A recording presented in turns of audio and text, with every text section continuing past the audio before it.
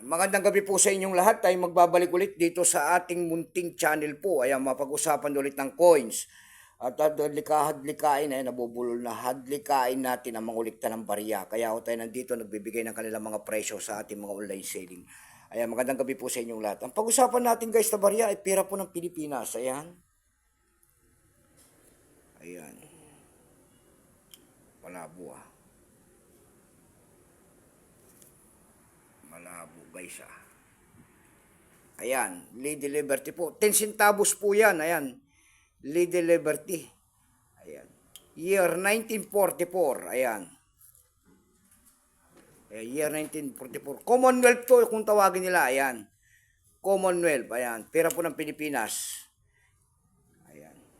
Nagsimula ang years nito guys mula years 1937 hanggang 1945.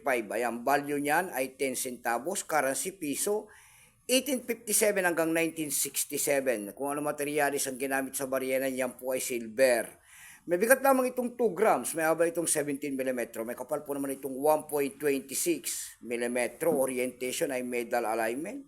Number N-4712, reference number KM-181. Ito pong year 1944 na ito guys, ito po ay 66%. Kung ilang piraso pong ginawa sa barya na yan ng Pilipinas, ito po ay 31,592,000 piraso po. Denverment pala ito. Hindi pala ito ginawa sa atin.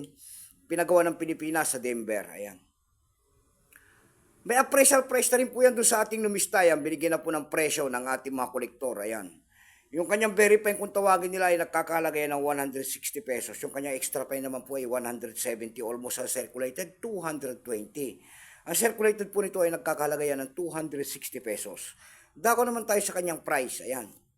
Doon sa ating eb.com guys, ayan, mayroon na tayo nakita nagbebenta nito sa eb.com. Doon sa eb.com guys, mayroon na nagbebenta nito ng $7.45.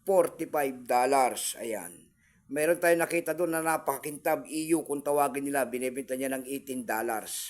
Meron naman tayo nakita ulit doon na paskil nito ng $5.60. Yung pinakamababa po na bintahan doon ay $4.90 na. Dako naman tayo sa Carousel PH guys. Sa Carousel PH naman, mayroon tayo nakita nagbebenta nito guys ng 400 pesos. Nasundan po yan ng 390 pesos.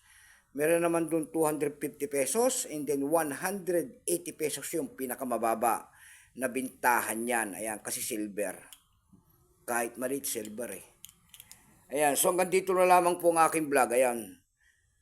Yan lang ating may babahaging kanyang presyo po. Keep safe po sa inyo lahat and God bless.